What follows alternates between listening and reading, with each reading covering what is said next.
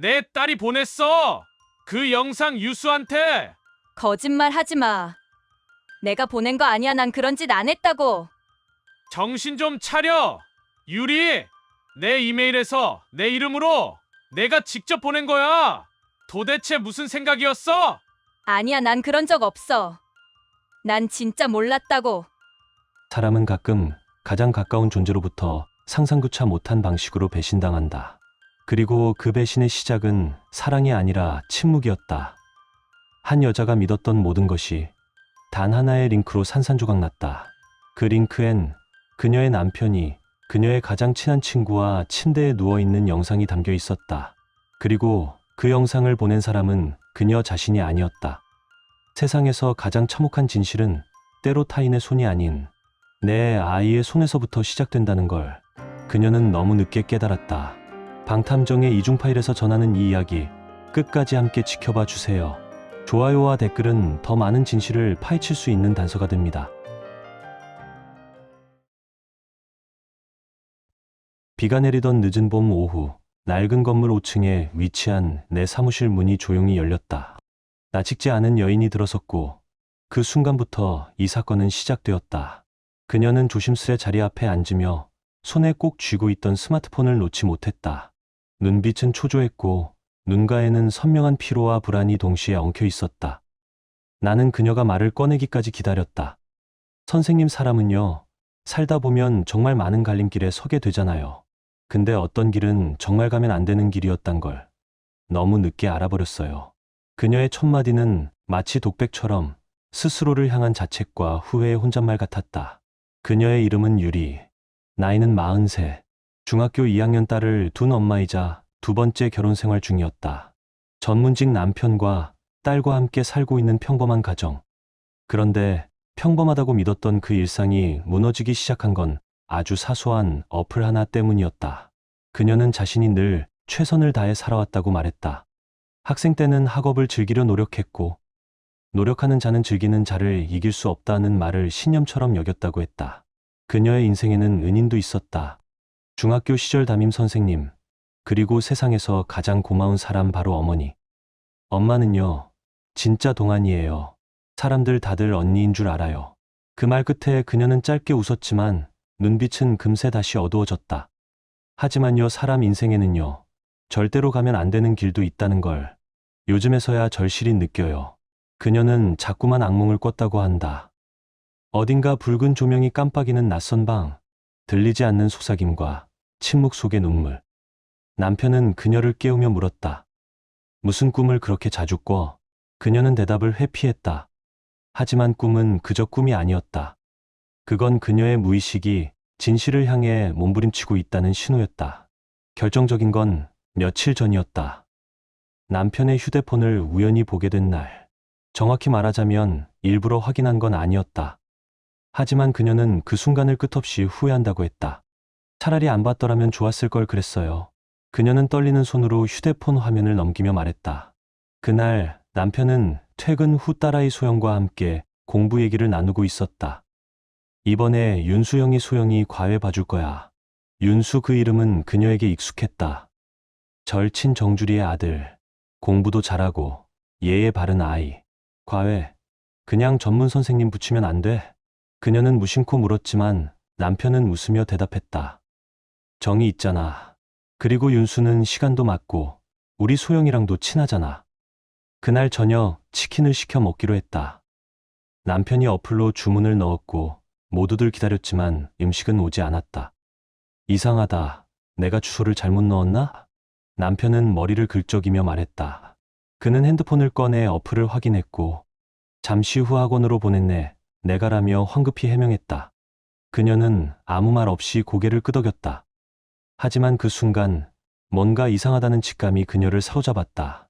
다음 날 남편이 잠든 틈을 타 그녀는 어플을 다시 확인했다. 주문 내역, 모텔 하나. 그녀는 숨이 턱 막혔다. 그 주소는 학원이 아니었다. 게다가 어제 이후로 그 주문 기록은 삭제되어 있었다. 그녀는 믿고 싶지 않았다. 설마 아닐 거야. 하지만 마음속에 파고드는 불안은 그녀를 놓아주지 않았다. 그날 이후 그녀는 악몽에 시달렸다. 같은 방, 같은 붉은 조명, 같은 침묵. 이건 단순한 의심이 아니라 뭔가가 명확히 틀어졌음을 보여주는 신호였다. 결국 저는 탐정을 찾게 됐어요. 그녀는 나를 똑바로 바라보며 말했다. 나는 조용히 그녀의 말을 들었다. 많은 사람들이 의심이란 이름의 시작점에 설 때 그것이 얼마나 무섭고 또한 얼마나 외로운 싸움인지를 잊고 산다. 나는 그녀에게 물었다. 그 주소 확실히 모텔이었습니까? 그녀는 고개를 끄덕였다. 그리고 그날 이후 어플 주문 기록도 지워졌고요. 아무래도 숨기고 있는 게 많다는 생각밖에 안 들어요. 나는 노트를 펴고 첫 줄에 이렇게 적었다. 사건명 남편의 이중생활 및 내연 의혹. 의뢰인 유리. 핵심 단서 어플 주문 기록 모텔 하나 삭제된 이력. 다음 단계 위치 추적. 대상 인물 접촉 확인. 감정 진술 정리. 내 직업은 진실을 찾아주는 일이다. 하지만 진실은 때때로 거짓보다 잔혹하다. 그리고 지금 나는 유리 씨의 인생이 절대로 가면 안 되는 길 위에 서 있다는 사실을 직감했다. 며칠 뒤 우리는 남편 백재현의 일상 패턴을 파악하기 시작했다. 그는 매일 저녁 7시 30분을 넘기면 사무실을 나섰고 그 이후로는 곧장 집으로 향하지 않았다. 퇴근 후 들르는 곳은 대전 서구에 위치한 조용한 바 한 곳. 겉보기엔 클래식 재즈 음악이 흐르고 고급 위스키가 진열된 말 그대로 혼술하기 좋은 분위기였다. 하지만 그곳에서 그는 혼자가 아니었다. 우리가 처음 그 장면을 목격했을 때 나조차도 눈을 의심했다. 그와 마주 앉은 사람은 유리 씨의 가장 친한 친구 주리였다. 주리는 남편과 웃으며 술잔을 부딪히고 있었고 손끝은 습관적으로 그의 손등을 감싸고 있었다. 그 모습은 결코 우연히 만난 지인이 아니었다. 확인됐습니다. 두 사람 한 달 동안 총 8번 이상 만났고요. 장소는 바 외에도 모텔, 그리고 주리 씨 자택입니다. 나는 그날 밤 수집한 영상 자료를 유리 씨에게 보여주었다. 그녀는 아무 말 없이 스크린을 응시했다. 한 장면, 두 장면. 그녀의 눈동자는 점점 흔들렸고 숨소리는 거칠어졌으며 손끝은 떨리고 있었다. 그녀는 결국 입을 열었다. 주리. 내 딸 과외 맡아달라고 부탁했던 그 주리 맞죠? 나는 조용히 고개를 끄덕였다. 유리 씨의 눈빛엔 놀라움보다도 배신과 자괴감이 더 짙게 깔려 있었다. 사실 처음 이 사건을 맡았을 때 나도 단순한 외도 사건이라 생각했다. 요즘 세상엔 부부간의 신뢰는 종이처럼 얇고 그만큼 무너지는 것도 순식간이니. 하지만 주리라는 이름이 등장한 순간 이 사건은 더 이상 평범한 불륜이 아니게 되었다. 그것은 유리 씨의 일상 전체를 무너뜨릴 수 있는 가장 가까운 사람으로부터의 붕괴였다. 며칠 후 유리 씨는 직접 주리를 불러냈다. 장소는 둘이 자주 가던 카페. 예전에는 웃으며 차를 마시고 서로의 아이들 이야기를 나눴던 공간. 하지만 그날 그 테이블 위엔 무거운 침묵만이 흘렀다. 나는 그 자리에서 멀찍이 작은 카메라와 리코더를 작동시키며 지켜보았다. 그녀는 입을 열기 전 손에 꼭 쥔 자료봉투를 꺼냈다. 사진, 캡처된 어플 기록 영수증, CCTV 스크린샷, 모든 증거가 정리되어 있었다. 이게 평범한 사건 같아. 이게 그냥 그런 일이야? 내가 어떻게 나한테 이럴 수 있어? 말 좀 해봐. 어떻게 그런 짓을 할 수 있냐고. 유리 씨의 목소리는 떨렸고 그녀의 눈물은 멈추지 않았다. 그러나 주리의 반응은 예상 밖이었다. 그녀는 오히려 고개를 들고 침착하게 말했다. 너한테 언젠간 들킬 거라 생각했어. 그렇다고 해서 내가 미안하다고 할 줄 알았어? 그 순간 나는 안에서 식은땀이 났다. 대부분의 가해자는 적어도 한 번은 죄책감을 보인다. 하지만 주리의 눈에는 부끄러움도 후회도 없었다.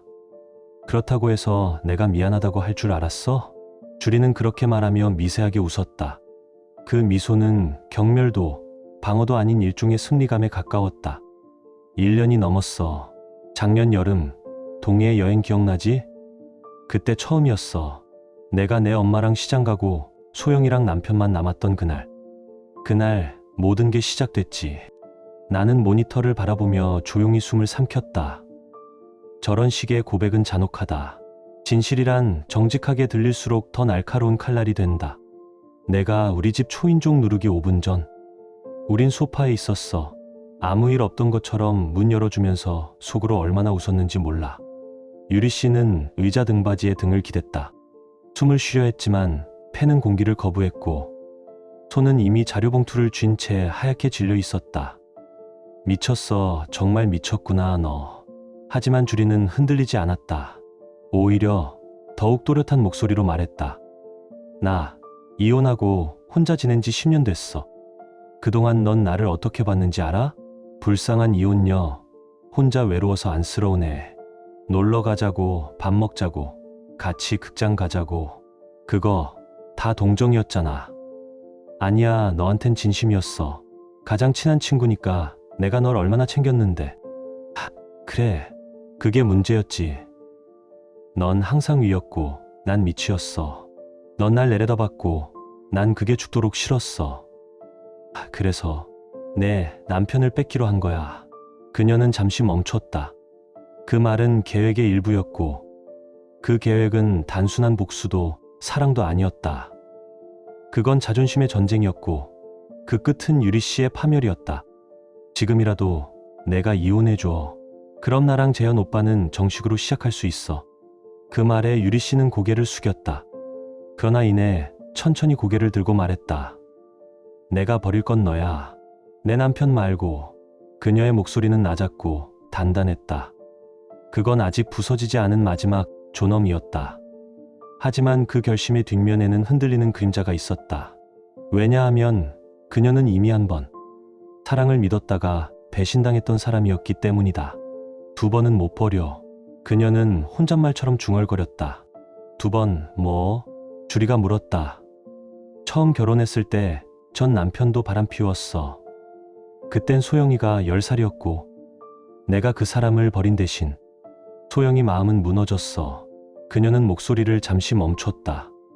나는 그녀의 손이 자신도 모르게 흉터를 문지르고 있는 걸 봤다. 그 애가 밥도 안 먹고 팔에 자해하고 나는 매일 병원 다니고 학교에 매달리고 겨우겨우 다시 웃게 만들었는데 지금 또 이혼하면 소영이는 못 버텨. 그땐 엄마가 혼자라는 걸 이해 못했지만 지금은 더 알고 있어서 더 아플 거야. 나는 침묵했다. 그녀는 끝없는 전쟁 속에서도 딸을 위해 남아있으려 했다. 비참하게도 그 사랑은 남편에게 향한 것이 아니라 오직 딸을 위한 절박한 방어기제였다. 나는 생각했다. 가족이란 피로 맺은 관계라기보다 끝없이 선택하고 포기하며 남겨두는 싸움의 연속일지도 모른다고. 그리고 지금 유리 씨는 그 싸움터 한가운데에서 모든 상처를 견디고 있었다. 며칠이 흘렀다. 나는 한동안 유리 씨에게서 연락을 받지 못했다. 그녀는 스스로에게 시간이 필요하다고 했고 나는 그 말의 무게를 짐작할 수 있었다. 하지만 어느 날 다시 그녀의 연락이 왔다. 목소리는 낮고 피곤했고 한없이 무거웠다. 또 왔어요. 또 그 집 앞에 있었어요. 왜 자꾸 가는 걸까요? 그 인간. 이제는 정말 끝났다고 생각했는데 나는 말없이 그녀의 이야기를 들었다. 그녀는 딸 소영이 앞에서는 아무 일 없는 척 하려고 애썼고 남편 역시 어색하게 가정적인 행동을 시작했다며 웃었다. 그런데 그게 다 연기였던 거죠. 나는 또 속았고요. 며칠 후 가족끼리 모여 식사를 하던 중이었다. 소영이가 해맑게 말했다. 엄마, 우리 윤수 오빠 축하 파티 해주면 안 돼요? 대학 붙었잖아요.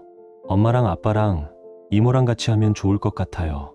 그녀는 젓가락을 멈추었다. 숨이 막히는 느낌이었을 것이다. 아, 맞다. 이모 연애는 언제 해요? 아빠, 친구 중에 괜찮은 사람 없어요? 그 말에 유리 씨는 급격히 변했다. 됐고. 지금 당장 학원 갈 준비해. 너도, 내 아빠도. 소영은 당황했고 남편도 어안이 벙벙했다.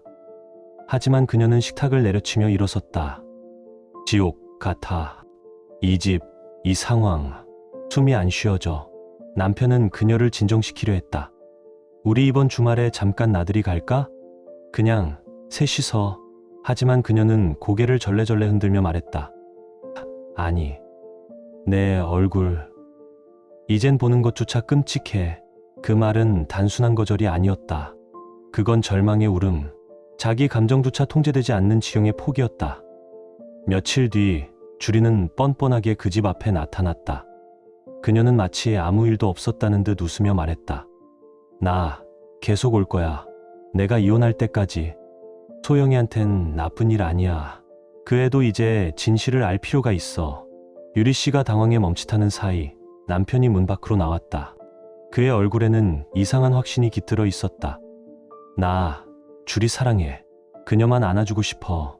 그 말을 듣고 나는 숨을 삼켰다. 저 말은 감정이 아니라 선언이었다. 돌이킬 수 없는 모든 가면을 벗은 순간이었다. 너 지금 이게 무슨 짓이야? 유리 씨는 떨리는 손으로 A사 용지를 들고 있었다. 그건 주리가 보낸 협의 이혼 요구서와 부동산 권리 증서 복사본이었다. 어떻게 나한테 이 땅을 보낼 수가 있어? 미쳤어 정말. 미친 거지? 주리는 고개를 갸웃하며 웃었다. 이게 1단계야. 그래도 안 되면 2단계로 넘어가야지. 2단계? 소영이한테 직접 얘기할 거야. 아줌마처럼은 안 해.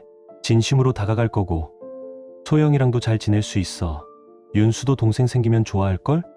그 말은 칼이었다. 그리고 유리 씨는 그 칼날에 피를 삼켰다.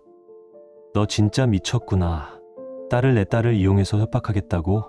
그게 아니야. 이건 마지막 기회야. 나 이런 사랑 다시는 못 만날 것 같거든. 주리는 말했다. 그녀는 사랑이라는 이름으로 파괴를 정당화하고 있었고 모든 감정은 하나의 거래로 바뀌고 있었다. 그래서 돈도 준비했어. 변호사 비용도 줄게. 재산 다 넘겨. 그냥 그 사람만 나한테 줘. 나는 유리 씨의 손이 천천히 쥐어지는 걸 봤다. 그녀의 눈빛은 달라졌다. 그건 슬픔이 아니었다. 복수였다. 좋아. 그럼 나도 얘기해 줄게. 소영이만 약점 아니야. 너도 윤수 있잖아. 주리의 미소가 멈췄다. 그때 유리 씨는 스마트폰을 꺼냈다. 이 영상. 나 혼자 보기엔 아깝더라. 윤수가 보면 뭐라고 할까? 며칠 뒤 나는 유리 씨와 다시 마주 앉았다. 그녀는 조용히 말했다. 남편은 내게 주리랑 헤어졌다고 말했어. 근데 계속 만났더라고. 그리고 주리는 그걸 찍어서 내게 보냈어. 동영상으로. 그녀는 손끝을 떨며 이어갔다. 보고 싶지 않았는데. 근데 정말 보고 나니까 눈을 뽑고 싶었어. 차라리 아무것도 몰랐으면 좋았을걸. 그녀는 울지도 않았다. 그저 공허하게 중얼거렸다. 그 인간은 말하더라. 자기는 몰랐다고. 주리가 몰래 찍은 거라고. 자기야말로 피해자라고. 나는 생각했다. 가해자는 언제나 자신을 피해자로 만든다. 그건 이 업계에서 수없이 봐온 일이었다. 그래서 결심했어요. 이제는 끝내야겠다고. 그녀는 남편에게 이혼을 통보했다. 놀랍게도 남편은 당황했다. 뭐, 내가 그만하자 해야지. 내가 먼저? 이게 말이 돼? 그녀는 담담하게 말했다. 말이 안 되는 건 당신이야. 이 집, 이 결혼, 이제 다 지옥이야.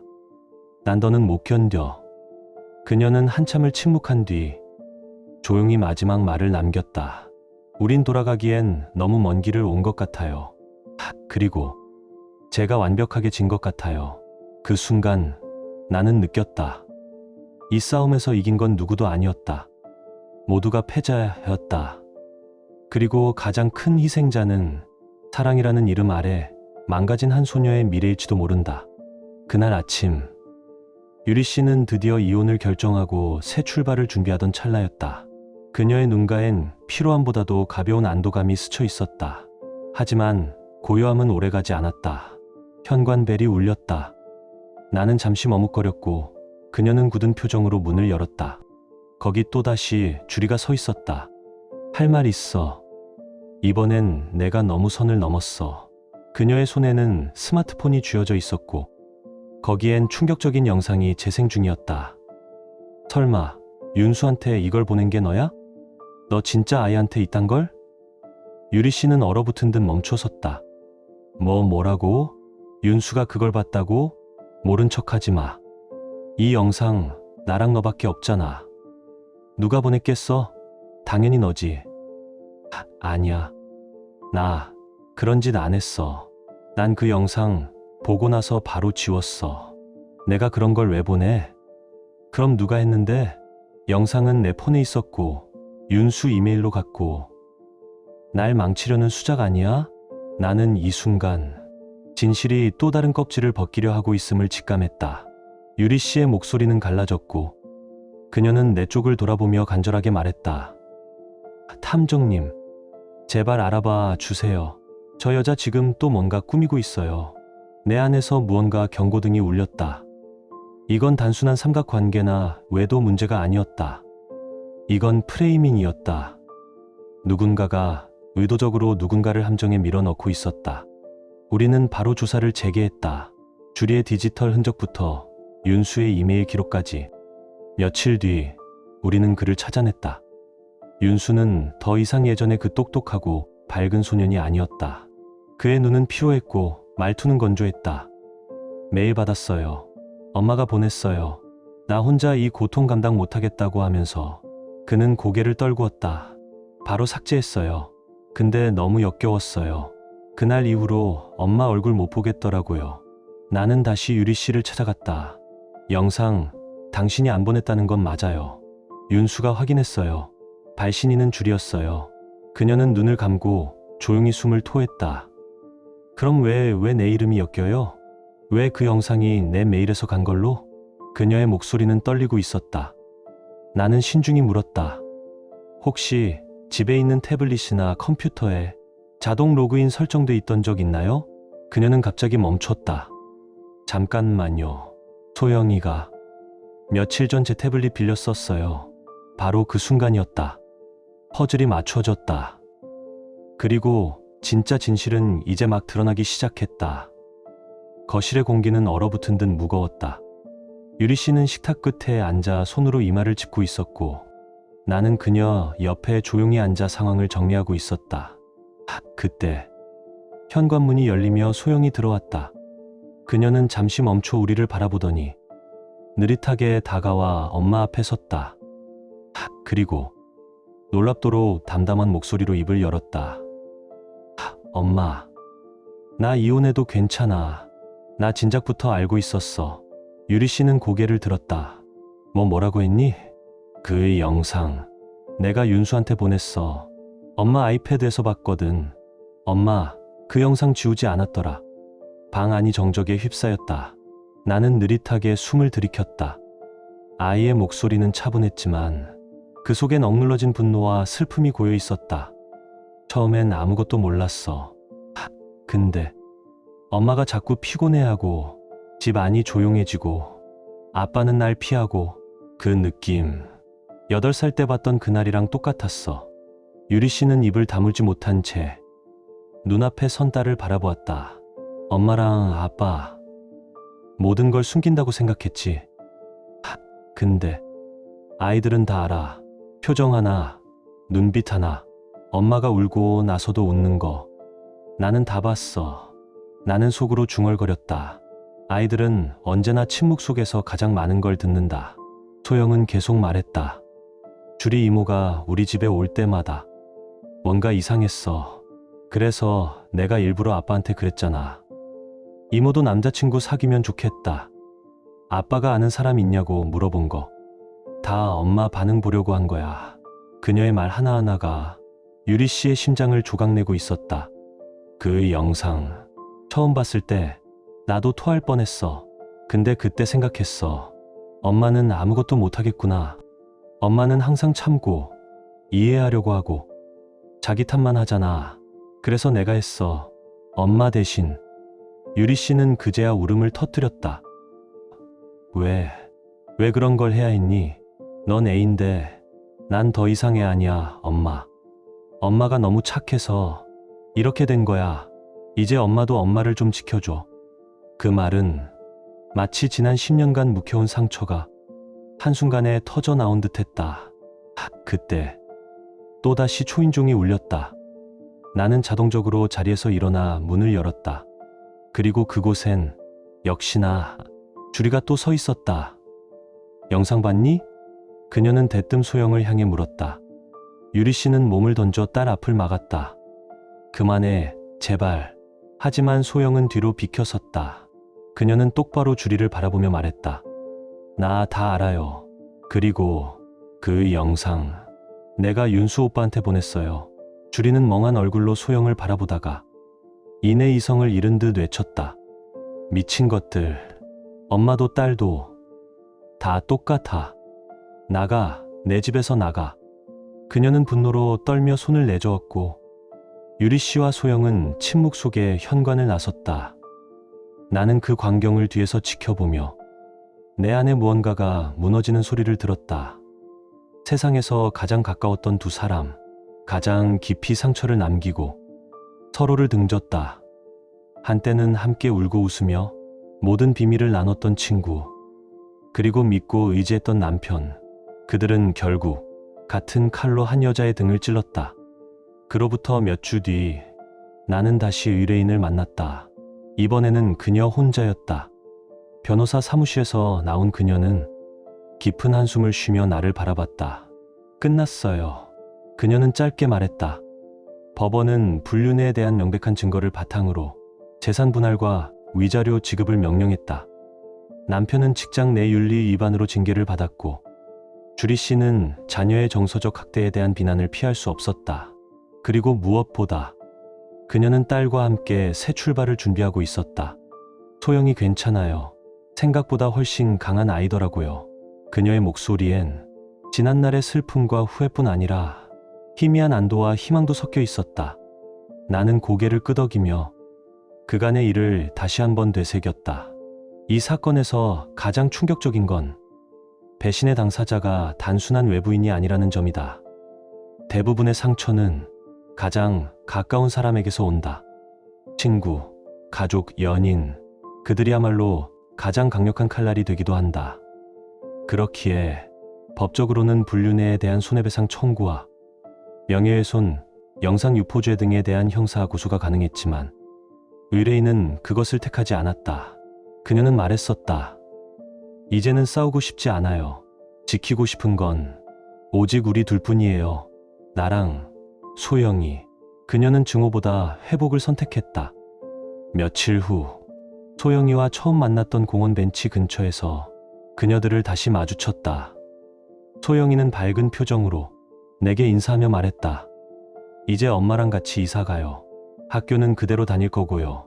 엄마도 새로운 일자리 알아봤대요. 그 말 속엔 어린아이답지 않은 단단함이 있었다. 나는 마음속으로 중얼거렸다. 어른보다 어른스러운 아이. 그런 아이가 이 시대엔 점점 늘어나고 있다. 마지막으로 그녀가 내게 말했다. 탐정님, 감사합니다. 만약 제가 혼자 감당하려 했다면 아마 무너졌을 거예요. 그저 누군가가 제 이야기를 들어주고 믿어줬다는 것만으로도 살 수 있었어요. 나는 고개를 숙이며 대답했다. 저는 단지 진실을 찾아냈을 뿐입니다. 그 진실을 안고 이겨낸 건 당신과 소영 씨입니다. 사건은 종결되었고 기록은 봉인되었다. 하지만 내 머릿속에는 한 가지 문장이 계속 맴돌았다. 진짜 미워 죽겠어. 그건 주리가 했던 말이기도 했고 어쩌면 세상에 상처 입은 모든 이들이 마음속으로 외치는 절규일지도 모른다. 그러나 미움으로는 어느 누구도 구원받지 못한다. 나는 여전히 의뢰인의 눈에서 완전한 평화를 보지는 못했다. 그녀는 아직 회복 중이었다. 그 상처는 오랜 시간이 지나도 쉽게 지워지지 않을 것이다. 그러나 분명한 건 그녀는 이제 스스로를 지킬 수 있게 되었다는 것. 그리고 그녀의 딸은 그 무엇보다 강한 진실을 알고 자랄 것이라는 점이다. 어쩌면 진짜 강함이란 상처를 숨기지 않고 그 상처 위에 새로운 삶을 쌓아가는 것인지도 모른다. 나는 문득 지나간 모든 장면을 되돌아보며 조용히 중얼거렸다. 소영아, 하달게만 지내주면 돼. 이제 당신은 이 이야기를 어떻게 느끼셨나요? 댓글로 당신의 생각을 들려주세요. 이 이야기가 여러분께 작은 감동이 되었거나 잠시 멈춰 삶을 돌아보게 하는 계기가 되었다면, 혹은 바쁜 일상 속에서 따뜻한 위로가 되어주었다면 그것만으로도 저희는 더할 나위 없이 기쁩니다. 여러분의 좋아요와 댓글 그리고 구독은 이러한 이야기들이 더 많은 사람들에게 닿을 수 있도록 따뜻한 다리 역할이 됩니다. 끝까지 함께 해 주셔서 진심으로 감사드립니다. 늘 평안하시고 사랑과 진심이 가득한 하루 되시길 바랍니다.